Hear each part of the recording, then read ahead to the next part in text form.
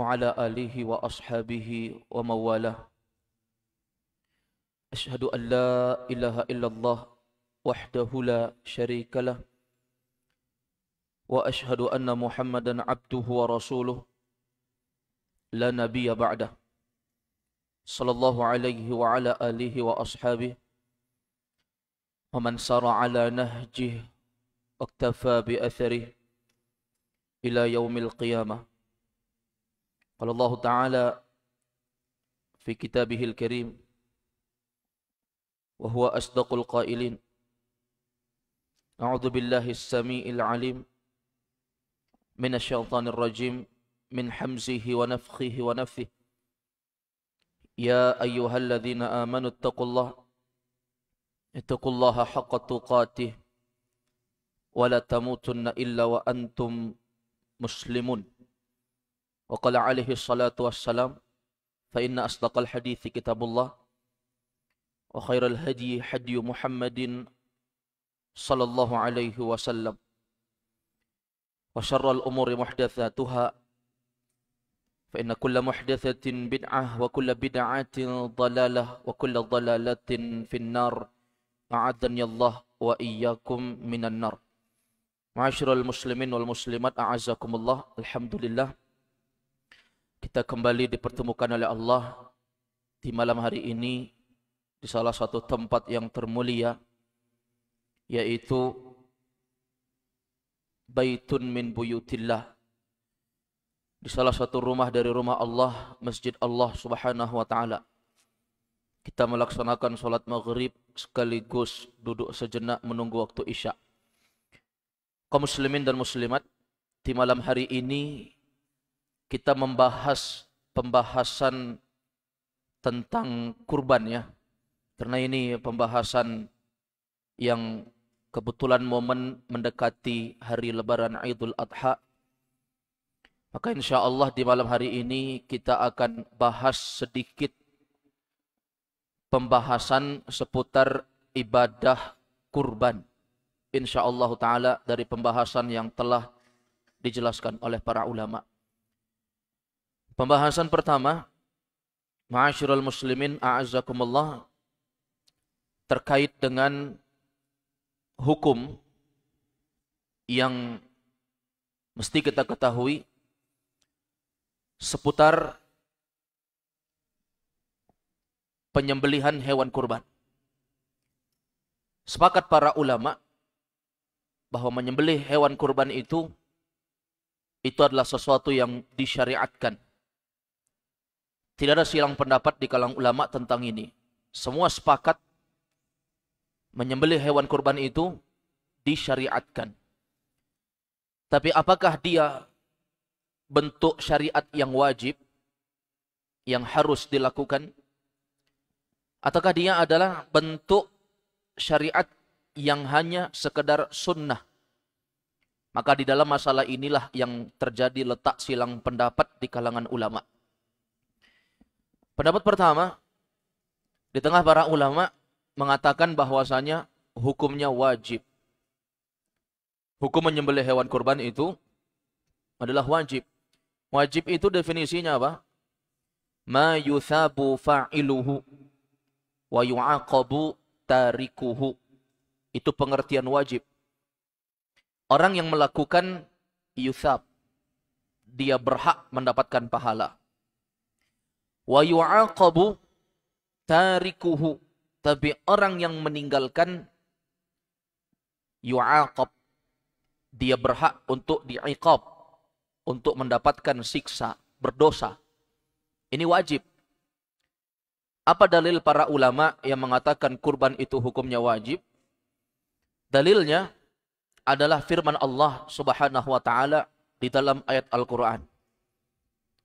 Apa kata Allah ketika Allah membuka surah Al-Kautsar? Allah mengatakan, "Inna a'tainakal kautsar." Ayat yang kedua, "Fasalli li rabbika wanhar." Maka salatlah untuk Allah. Salatlah engkau untuk Rabbmu, yaitu Allah. Wanhar, dan menyembelihlah. Kata para ulama, di dalam ayat ini menyembelih yang diinginkan adalah menyembelih hewan kurban. Dan datang dengan konteks al-amr, perintah. Salatlah dan menyembelihlah li rabbik, kepada Allah, untuk Rabbmu. Nah, kita mengenal bersama kaidah di dalam usul fiqih, al-aslu, asal, fil amri, di dalam perintah, al-wujub, yaitu bermakna yufidul wujub. Maknanya kewajiban. Maka para ulama yang mengatakan menyembelih hewan kurban itu wajib, dalil mereka Al-Quran. Allah perintahkan menyembelih, maka perintah hukum asalnya wajib. Ini dalil ayat Al-Quran yang mereka gunakan. Kemudian pendapat yang atau dalil yang kedua dari ulama-ulama yang mewajibkan menyembelih hewan kurban adalah hadis yang diriwayatkan oleh Imam Ibnu Majah. Di dalam Sunan Ibnu Majah dari Abu Hurairah radhiyallahu anhu, Rasulullah sallallahu alaihi wasallam bersabda. Ini dalil yang kedua dari hadis yang mewajibkan. Apa kata Nabi? Man kana lahu sa'ah, siapa saja di antara kalian, lahu, yang memiliki sa'atun, kelapangan, rizkinya banyak, dia mampu membeli kurban, walam yudahi, sementara dia tidak mau untuk berkurban, punya uang, punya duit, walam yudahi, dan tidak berkurban, fala yaqrabanna musallana. Ini hukum. Nabi mengatakan, janganlah sekali-kali dia mendekati musalla kami, tempat sholat kami. Maka dikomentari oleh para ulama, mereka mengatakan di sini Nabi tegas. Mengatakan barang siapa yang punya kemampuan dan tidak berkurban, jangan coba-coba datang di musalla kami. Maka kata para ulama, ini betul-betul dalil yang sangat tegas akan kewajibannya menyembelih hewan kurban. Dan mesti diingat, semua ulama yang berpendapat menyembelih hewan kurban itu wajib, semua diikat dengan kemampuan. Jika kemampuan tidak ada, maka kewajiban pun menjadi tidak ada. Baik, ini ma'asyiral muslimin a'azakumullah. Hanya saja ulama-ulama yang memilih pendapat yang mewajibkan ini minoritas, sedikit. Adapun pendapat yang kedua, yaitu pendapat yang mengatakan menyembelih hewan kurban itu tidak sampai batasan wajib. Disyariatkan, tapi tidak sampai batasan wajib. Kenapa? Karena banyak dalil-dalil yang lain yang memalingkan perintah yang asalnya wajib menjadi sunnah, tidak wajib. Kalau sunnah berarti definisinya ma yuthabu fa'iluh walam yu'aqab tarikuh. Orang yang melakukan berpahala dan yang meninggalkan tidak berdosa, tidak diiqab. Dilakukan berpahala, ditinggalkan tidak apa-apa. Ini namanya sunnah. Ini adalah pendapat yang dikenal dari pendapat yang dipilih oleh ulama-ulama Syafi'iyah. Dari kalangan ulama-ulama bermazhab Syafi'i. Dikenal bahwasanya mereka berpendapat hukum kurban itu hanya sunnah, tapi sunnahnya sunnah yang ditekankan, muakkadah, bukan sunnah biasa. Kemudian di antara para ulama yang berpendapat bahwa hukumnya sunnah adalah para ulama dari kalangan mazhab Hambali. Ini dikenal dari pendapat yang kuat di kalangan mereka. Dan juga merupakan pendapat dari Imam Malik. Imam Malik punya dua pendapat dalam masalah ini. Tapi pendapat yang kuat oleh Imam Malik, yaitu beliau mengatakan hukum berkurban sunnah bagi orang yang mampu. Tidak sampai wajib. Apa dalil mereka? Dalil mereka adalah hadis Nabi SAW. Dalil mereka adalah hadis Nabi SAW. Dari hadis yang diriwayatkan oleh Imam Muslim. Apa kata Nabi? Idza ra'aitum hilal dzil hijjah wa arada ahadukum ayyudhi falyumsik an sya'rihi wa adfarihi. Kata Nabi, idza ra'aitum, apabila kalian melihat hilal dzul hijjah, apabila kalian melihat hilal dzil hijjah, kalian melihat hilal, yaitu anak bulan. Maksudnya, kalau kalian melihat 1 Zulhijjah sudah masuk. Wa arada ahadukum ayyudhi. Sementara salah seorang di antara kalian punya keinginan untuk berkurban. Falyumsik an sya'rihi wa adfarihi. Maka hendaknya dia membiarkan. Falyumsik, membiarkan. Tidak memotong. Apa yang dibiarkan dan tidak dipotong? Yaitu sya'rihi, rambutnya. Dan kata para ulama, segala jenis bulu itu merupakan rambut. Wa adfarihi, dan termasuk kukunya.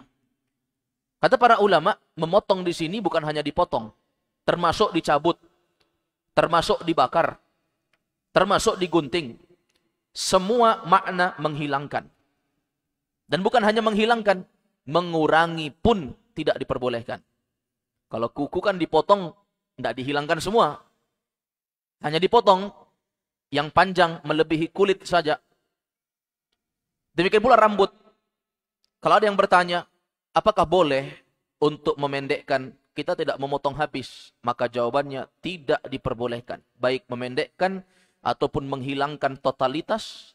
Baik dengan dipotong, digunting, dibakar, dicabut, apapun itu. Intinya dihilangkan. Baik, sekarang perhatikan hadis. Dalil ulama yang mengatakan kurban itu enggak wajib, hadis ini. Idza ra'aitum hilal dzil hijjah, kalau kalian melihat 1 Zulhijjah sudah masuk. Wa arada ahadukum ayyudhi, sementara salah seorang di antara kalian punya keinginan mau berkurban. Kata ulama-ulama Syafi'iyah, Hanabilah, demikian pula salah satu pendapat yang kuat dari Imam Malik. Ulama-ulama mazhab ini, mereka mengatakan di sini Nabi mengikat dengan keinginan. Nabi kan bilang, kalau kalian sudah masuk 1 Zulhijjah dan punya keinginan untuk kurban, di sini diikat dengan keinginan. Artinya kata para ulama, jika kurban itu wajib, Nabi nggak perlu bilang siapa yang sudah masuk 1 Zulhijjah dan punya keinginan mau kurban. Nabi nggak usah bilang yang punya keinginan. Andai kata kurban wajib, Nabi langsung saja bilang, kalau sudah masuk 1 Zulhijjah, kalian semua tidak boleh potong rambut dan kuku. Baru wajib. Ini kan diikat dengan keinginan kata ulama. Nabi bilang, siapa yang sudah masuk 1 Zulhijjah dan punya keinginan. Berarti kalau yang nggak ingin, tidak apa-apa. Tapi yang ingin, tidak boleh potong rambut, potong kuku. Ini ma'asyiral muslimin a'azzakumullah. Dalil pertama. Dalil kedua, yang dikuatkan oleh mayoritas jumhurul ulama, mengatakan kurban itu bukan wajib, adalah amalan sebagian sahabat. Sebagian sahabat, mereka di musim-musim kurban tidak berkurban. Andai kata kurban itu wajib, pastilah sahabat tidak mungkin meninggalkan kewajiban. Itu jelas sekali. Itu disaksikan oleh para sahabat yang lain. Bukan karena tidak ada kemampuan. Tapi itu adalah bukti yang konkret bahwasanya kurban itu bukanlah sesuatu yang diwajibkan. Makanya para ulama lebih menguatkan pendapat yang dikuatkan di pendapat kedua ini, yaitu pendapat jumhur ulama. Kemudian ma'asyiral muslimin a'azzakumullah, pembahasan kita berikutnya yaitu waktu penyembelihan hewan kurban. Waktu penyembelihan hewan kurban. Menyembelih hewan kurban itu adalah ibadah. Dan ibadah itu ada yang terikat dengan waktu. Di antaranya menyembelih hewan kurban. Itu ada waktunya jamaah. Kalau belum cukup waktunya, belum bisa. Belum masuk waktu, belum bisa. Dan kalau habis waktu, tidak bisa juga. Nah, ini mesti dipahami di sini. Bahwasanya ibadah itu ada yang terikat dengan waktu tertentu. Sekarang para ulama membagi menjadi dua. Ada waktu tercepat, ada waktu maksimal, waktu paling lambat penyembelihan hewan kurban. Kita bahas yang pertama, waktu tercepat. Waktu tercepat menyembelih hewan kurban yaitu setelah sholat Idul Adha. Setelah sholat Idul Adha baru boleh dipotong. Ini yang paling cepat. Dan inilah yang diamalkan oleh Nabi. Sebagaimana banyak dalam hadis disebutkan, Nabi SAW itu ketika beliau bangun tidur untuk melakukan sholat subuh di pagi hari Idul Adha, beliau tidak memakan apa-apa. Beliau langsung bersiap-siap, bergegas ke lapangan untuk menjadi imam sholat. Setelah itu menjadi khatib sholat Idul Adha. Setelah itu Nabi pulang ke rumahnya, menyembelih hewan kurban dengan tangannya sendiri. Dan setelah itu Nabi makan. Artinya apa? Tidak ada yang masuk di perut Nabi kecuali hewan kurban yang beliau sembelih. Ini khusus hari raya Idul Adha. Dan ini khusus untuk orang yang memungkinkan mencontoh Nabi. Kalau kita zaman sekarang ini sulit jamaah. Kenapa? Karena kita biasanya kurban itu mengikuti kelompok-kelompok panitia yang ada di masjid. Kalau kita mau mengamalkan ini, oke lah, saya nggak mau memasukkan sesuatu di perutku kecuali hewan kurban, sebagaimana Nabi. Habis sholat orang keliling dulu, ngeliat-ngeliat sapi orang, ada yang berkunjung dulu. Panitia masjid mana? Oh nanti penyembelihan habis zuhur. Habis zuhur ditunggu, oh belum kumpul panitia, nanti habis asar. Siapa yang tahan lapar sampai situ? Nggak ada yang bisa tahan lapar. Jadi ini kalau memungkinkan. Kalau memungkinkan. Dan kesalahan sebagian orang, dia anggap ini sebagai puasa. Sahur dia. Dia kira seperti puasa. Oh ini Nabi nggak makan. Kalau gitu kita bangunnya jam 3. Ya, siap-siap masak. Nanti 3:30 kita sahur. Habis subuh nggak boleh makan. Sampai disembelih nanti hewan korbannya. Ini adalah kekeliruan. Nabi itu nggak makan dari malam. Bukan sahur untuk puasa. Karena hari lebaran itu, kata Nabi, yaumul id, yaumu aklin wa syurbin. Hari raya itu hari makan dan minum. Tidak boleh berpuasa. Tidak boleh berpuasa. Jadi waktu tercepat setelah habis sholat. Jadi makan tak makan itu jika memungkinkan. Sunnahnya tidak makan. Tapi bagi yang berkurban, yang nggak berkurban tidak usah. Kalau yang kurban suaminya, istrinya mau makan silakan. Nggak perlu dia berpuasa di situ, menahan makan dan minum, tidak diperlukan. Jadi ini untuk sahibul kurban. Kemudian ma'asyiral muslimin azakumullah, waktu batasan yang terakhir. Waktu batasan yang terakhir yaitu selama masih berada di hari-hari tasyrik. Dan hari tasyrik yang terakhir itu tanggal berapa? Lebaran tanggal 10 Zulhijjah. Sudah? Kemudian setelah lebaran itu ada namanya hari tasyrik. 11, 12, 13 Zulhijjah. Lebaran tanggal 10. 11, 12, 13 masih boleh menyembelih hewan kurban. Masih boleh untuk menyembelih hewan kurban. Berarti batasan terakhir penyembelihan hewan kurban di hari tasyrik yang terakhir. Di hari tasyrik yang terakhir. Taruhlah lebaran hari Senin. Selasa, Rabu, Kamis itu namanya hari tasyrik. Dan di hari Kamis, hari tasyrik terakhir, masih boleh untuk menyembelih hewan kurban sampai sebelum matahari di hari Kamis tenggelam. Kalau tenggelam sudah masuk Jumat namanya. Paham ini? Apa dalilnya masih diperbolehkan menyembelih di hari tasyrik? Hadis Nabi SAW. Kata Nabi SAW, ayyamut tasyrik kulluha dzabhun. Hari-hari tasyrik itu semuanya adalah hari yang boleh untuk dipakai menyembelih. Jadi masih boleh. Tapi kalau berbicara afdolnya, ya jelas. Seafdol-afdol penyembelihan, yaitu Yaumun Nahr. Di hari raya Idul Adha. Hari penyembelihan.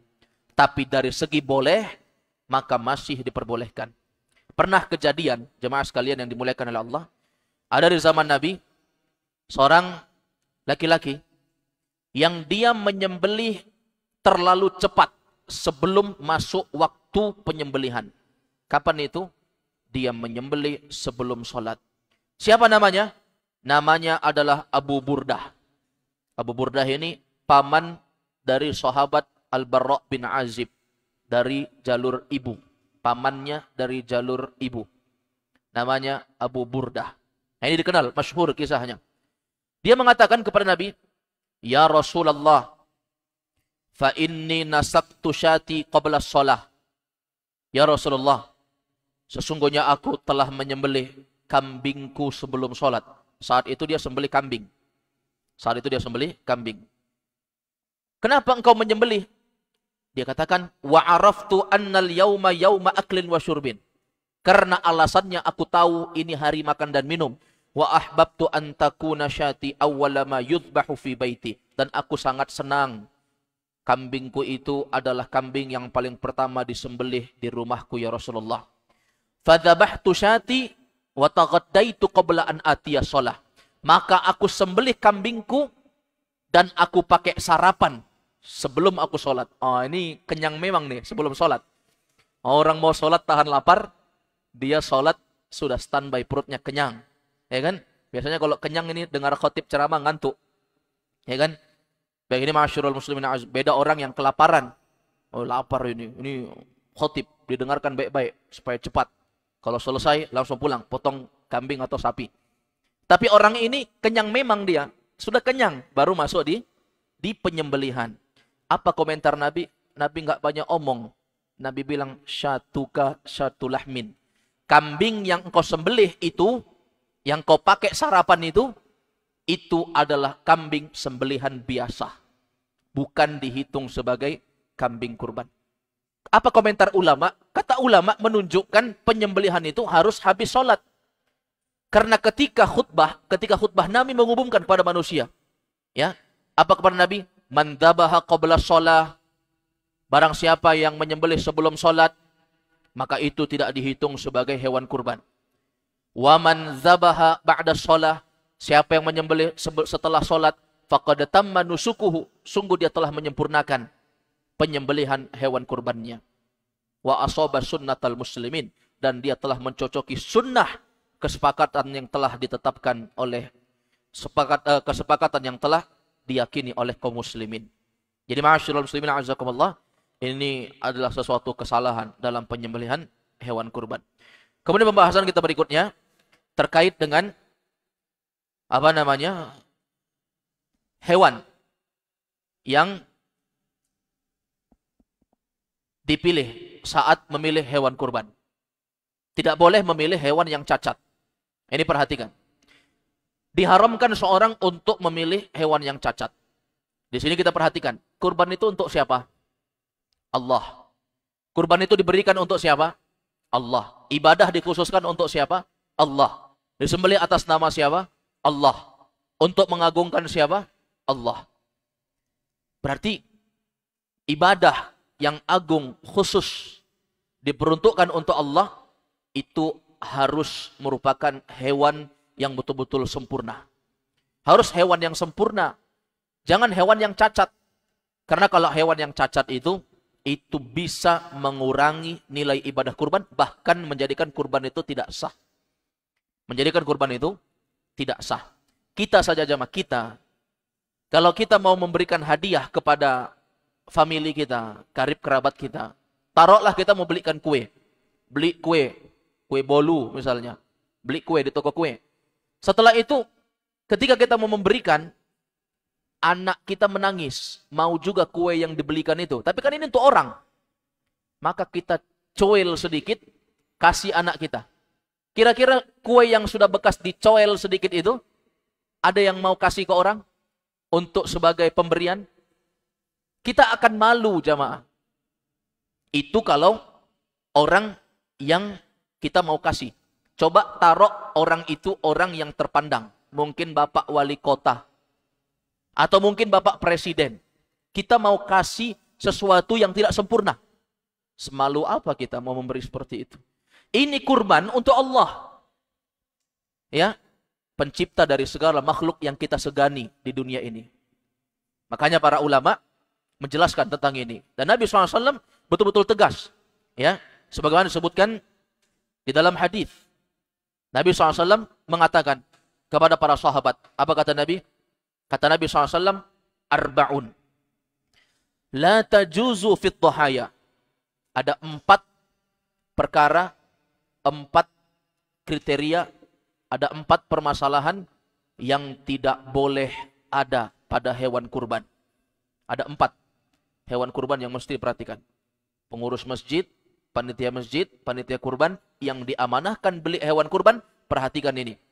Yang pertama kata Nabi, al-awra al-bayyinu awaruha. Yaitu hewan kurban yang cacat, buta matanya, al-awra, buta, al-bayyinu awaruha. Yang kebutaannya itu sangat jelas. Buta, betul-betul buta. Ya, bagaimana cara mengecek buta atau tidak? Suruh jalan dulu, beli kambing, sapi, suruh jalan. Ada parit, ada got di depan dia, jalan, masuk, nggak lompat dia. Berarti buta. Ini yang pertama, yang dijelaskan oleh Nabi. Yang kedua, kata Nabi, al-maridatu al-bayyinu maraduha. Hewan yang sakit, sakitnya jelas. Betul-betul jelas sakitnya. Ya. Begitu mau disembelih, udah terbaring, ya. Diangkat-angkat tidak mau, baring terus, ya, dipukul-pukul tetap baring, nggak bisa dipaksa, sakit. Ini jelas sakitnya namanya. Kalau cuma bersin-bersin sedikit hewan, nggak apa-apa, itu sakit yang kecil, nggak apa-apa, ya. Asyai'ul yasir yu'fa, sesuatu yang sedikit dimaafkan. Ini Nabi mengatakan al-bayyinu maraduha, sakitnya jelas, jelas sakit, nggak boleh. Ustadz bagaimana? Ini hari Lebaran, Idul Adha mau disembelih, tidak ada sapi lain. Kami sudah terlanjur beli ini. Sakit, qadarullah. Tunggu dulu. Masih ada hari tasyrik.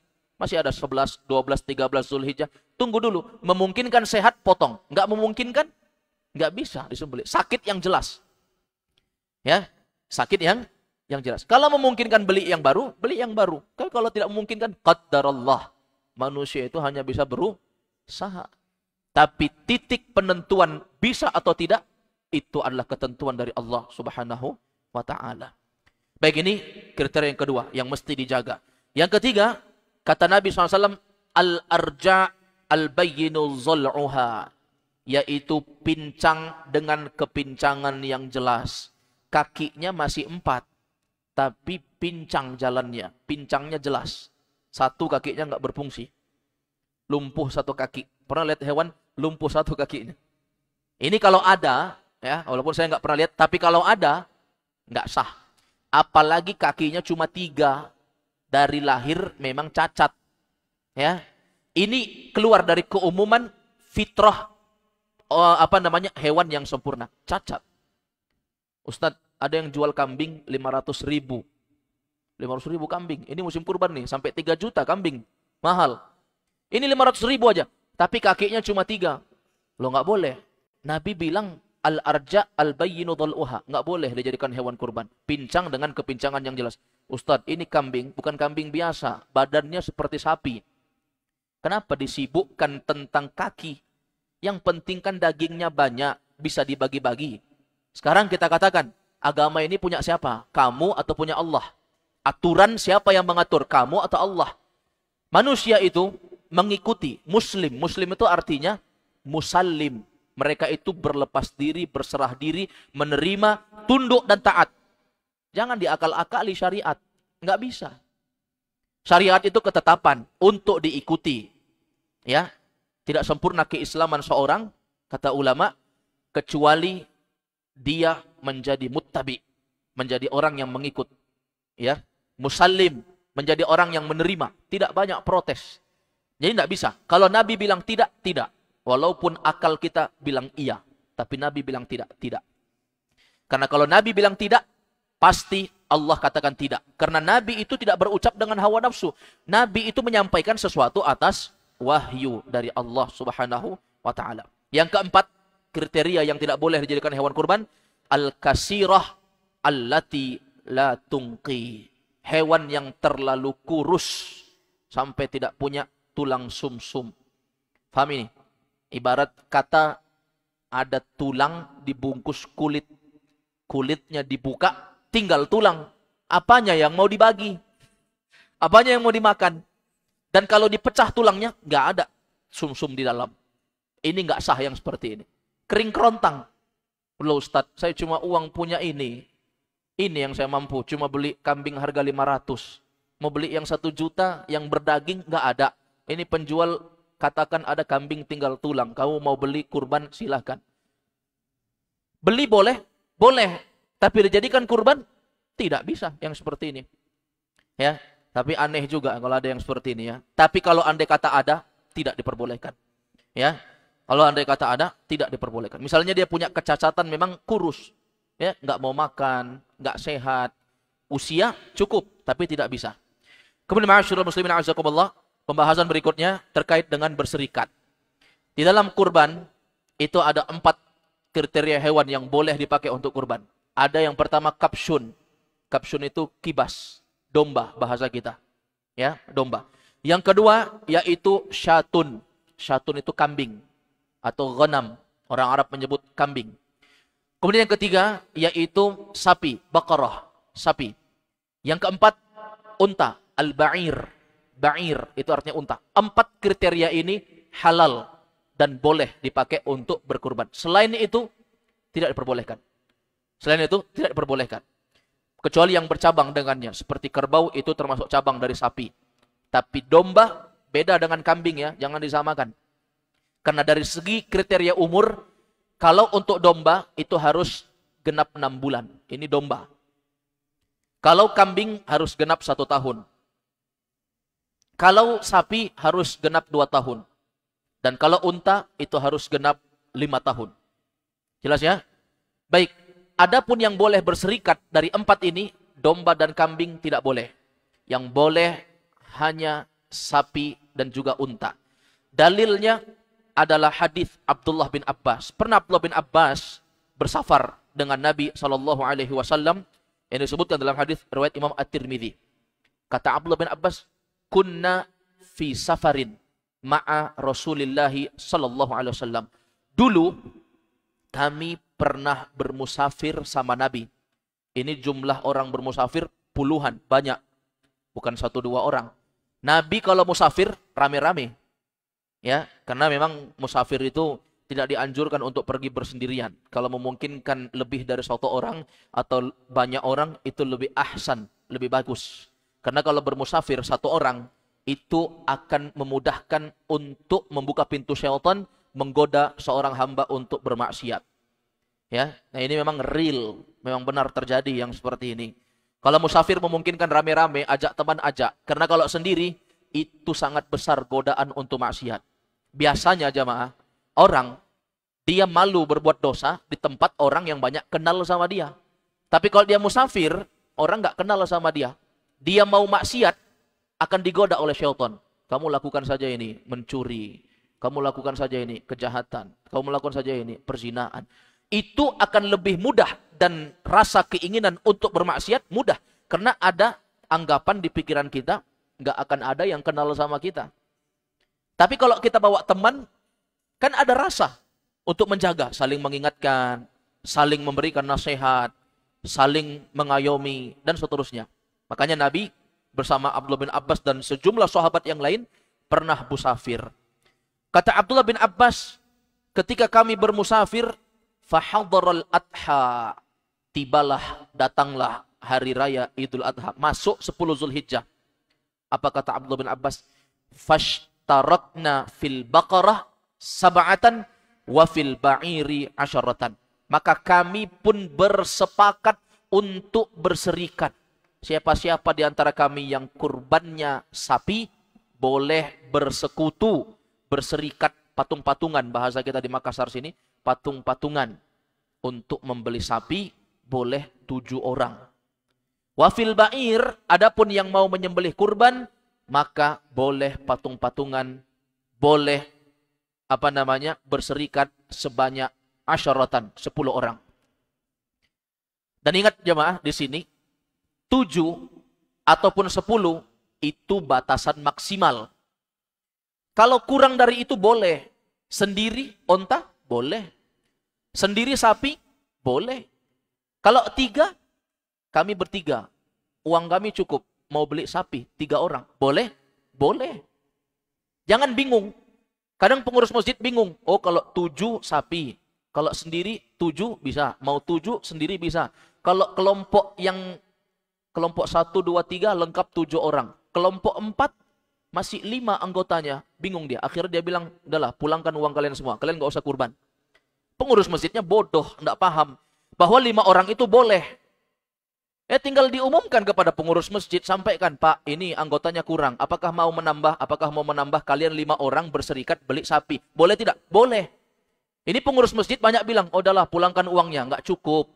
Kalian nggak cukup 7 orang. Saya sudah cari-cari juga nggak dapat. Udahlah pulangkan. Akhirnya orang tidak kurban. Gara-gara panitia tidak ngerti tentang ini. Jadi mau 3, mau 5, mau 4, mau 6, nggak cukup 7, boleh. Yang penting mampu. Paham ya? Ini ma'asyiral muslimin a'azzakumullah. Dan yang boleh dikurbankan cuma 4 itu saja. Jika tidak mendapati selain itu, tidak boleh. Tidak diperbolehkan. Ya.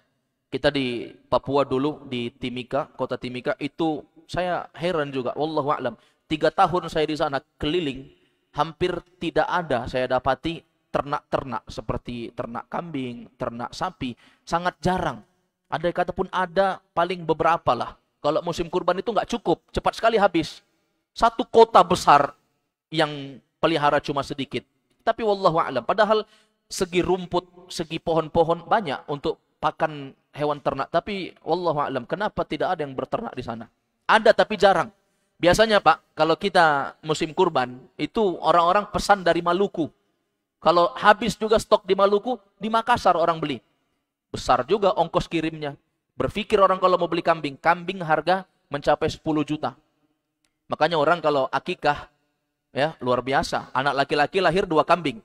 10 juta satu kambing, kalau 2 kambing, 20 juta. Kalau kembar laki-laki, habis uangnya sudah.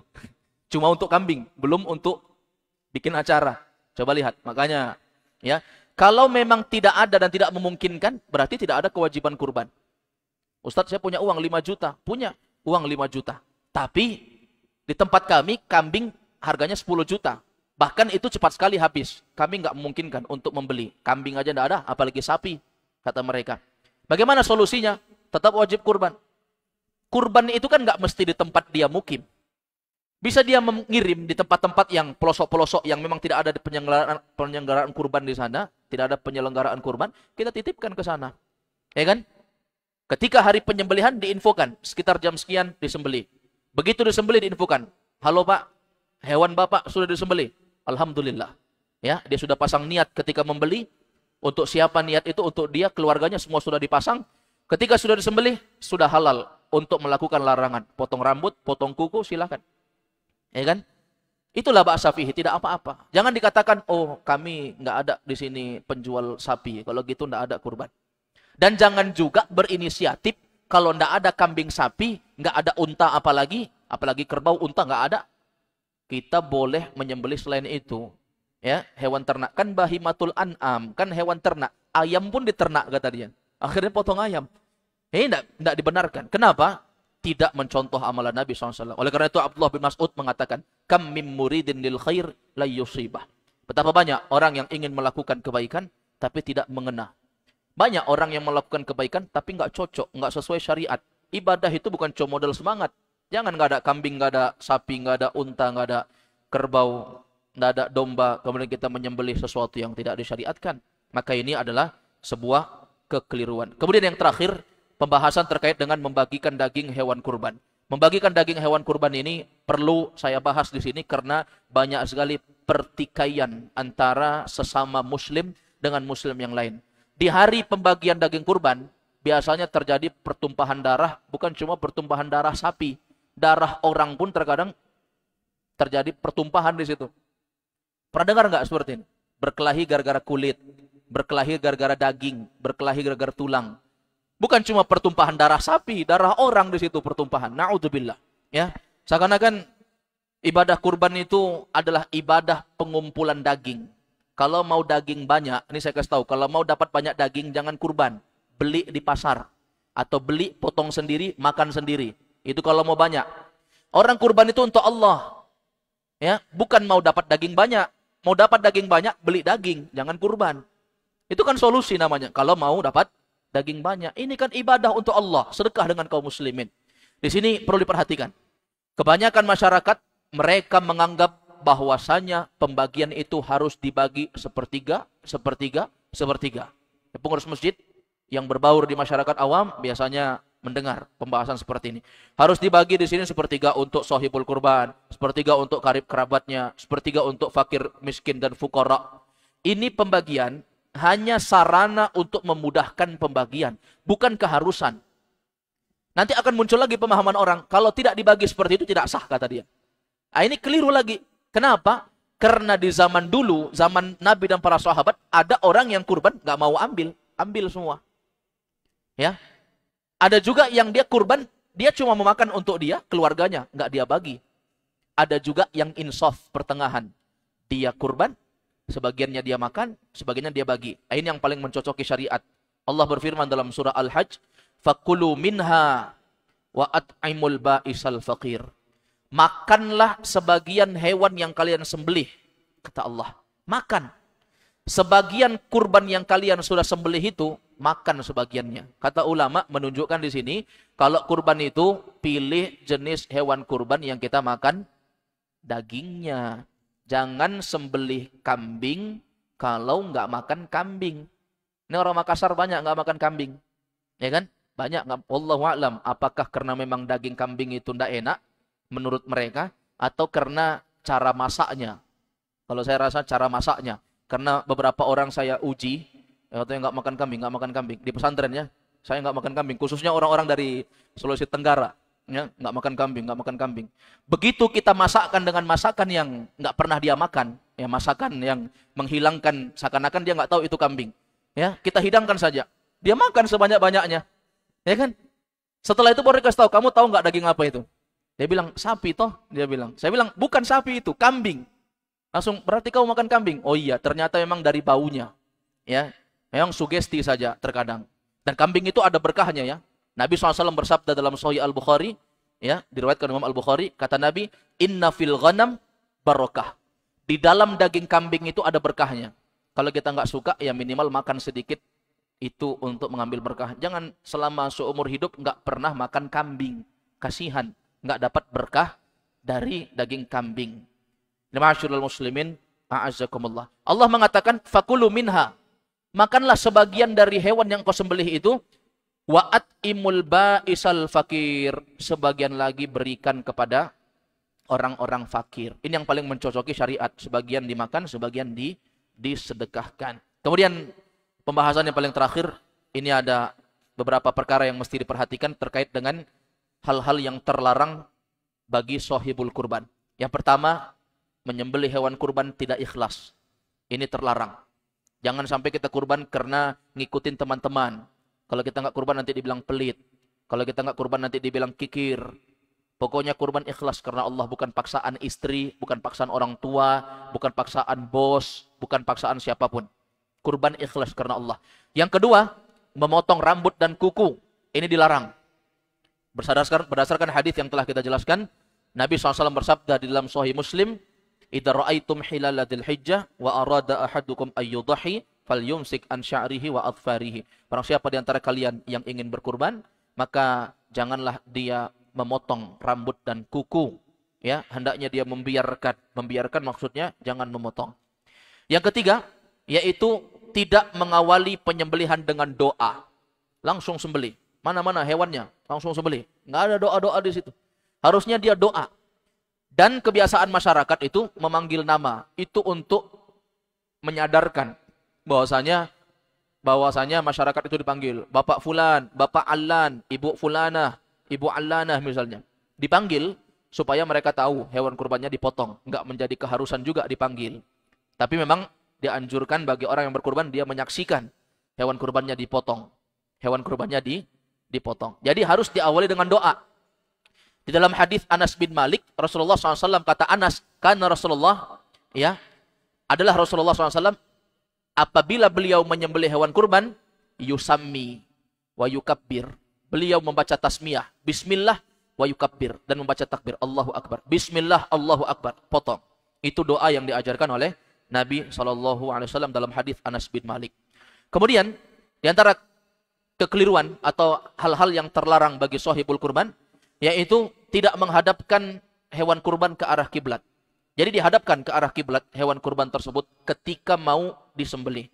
Kemudian yang kelima, dari hal yang terlarang bagi orang yang menjadi sahibul kurban, orang yang menyembelih hewan kurban ini, yaitu tidak menyembelih dengan pisau yang tajam. Jadi dipastikan Pak, jangan sampai sudah robek sedikit, tapi hewannya ngamuk, berdiri dia. Ya, akhirnya nggak jadi dipotong. Ini kejadian banyak, sudah robek sedikit. Dan ini tidak memahami bahwasanya kurban itu harus dipotong dengan benda yang tajam. Makanya Nabi mengatakan wal yuhidda ahadukum syafratah. Hendaknya kalian menajamkan pisau ketika kalian menyembelih. Tajamkan, betul-betul tajam. Jangan mau kurban di situ mau dipotong sudah di atas pembaringan, di situ baru cari pisau. Akhirnya cuma dapat pisau keter yang kecil. Ini sapi mau dipotong ini, bukan ayam potong. Ayam potong oke lah, kecil. Ini sapi, kekuatannya 10 kali lipat dibandingkan kekuatan kita. Makanya yang pegang 10 orang. Ya kan? Bukan memotong ayam potong atau memotong kambing yang ringan-ringan. Ini sapi berat. Ya, maka dipersiapkan. Kemudian yang keenam, di antara hal yang terlarang bagi orang yang menyembelih hewan kurban, yaitu menyembelih hewan kurban di depan hewan yang sedang ngantri ingin disembelih juga. Jangan, hati-hati. Kurban pertama, sembelih. Masih ada 3 ngantri di belakang.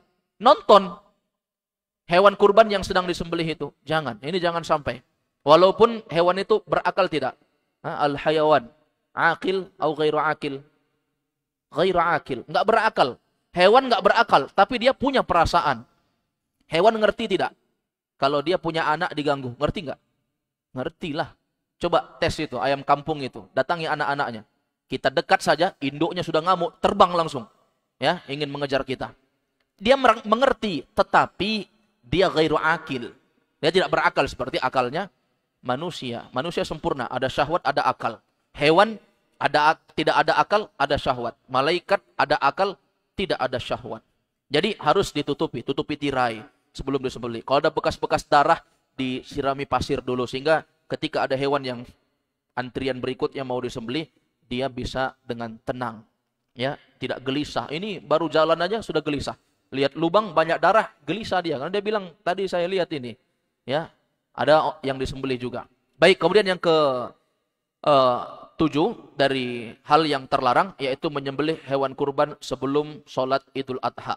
Kemudian yang ke-8, yaitu berkurban dengan hewan yang tidak dianjurkan. Ini sudah kita bahas juga. Ya, jangan menyembelih hewan kurban dengan hewan yang tidak dianjurkan, tidak diperbolehkan untuk dijadikan hewan kurban. Yang ke-9, kesalahan yang terlarang atau larangan bagi orang yang menyembelih hewan kurban, yaitu menjual daging kurban. Menjual daging kurban. Menjual daging di sini kalau kurbannya dia.